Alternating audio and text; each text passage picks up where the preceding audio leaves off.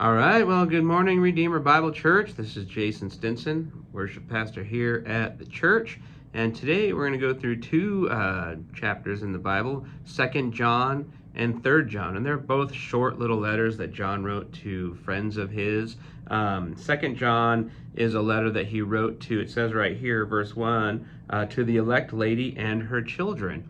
And so right off the bat, he goes on to basically write this letter to them to rejoice with them in the fact that her and her children are walking in the truth. And so then he goes on, just like 1 John, where I ended yesterday, 1 John 5, and now he reminds her to love one another. And so right here, and starting at verse 5, he says, "And now I ask you, dear lady, not as though I were writing a new commandment, but the one we have had from the beginning, that we love one another." And then he says, and this is what love is. He says, and this is love, that we walk according to his commandments. So he calls her, he rejoices in the fact that they are walking in the truth. And he reminds them to be obedient to God, to show that they love God and love one another. And so John frequently reminds us as those that are believers to love one another and to love God, to keep his commandments, to be obedient. And so then verses 7 through 11, he warns her of deceivers that come in, false teachers that would come and that would teach a false gospel, anything that would be against, loving God, loving one another. And so he gives her a warning that deceivers may come in. And of course, that's a warning for us as well, right? We understand that there are those that teach a false gospel, and we want to know what the true gospel is. And then he ends with a short greeting at verse 12, just saying that he wishes to be able to talk to her face to face, and so he's not going to write much anymore.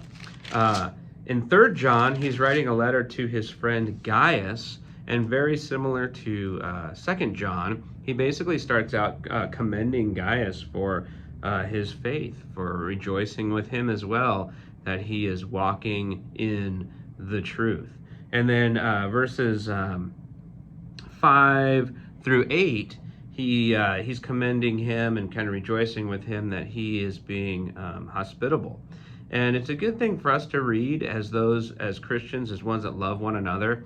That section 5 through 8 kind of shows us how and ways that we can be hospitable as well, and that we can show hospitality to others, especially, as he says here, the fellow workers of the truth. So we want to be people that are showing hospitality to those that are fellow workers of the truth, and to be hospitable to them.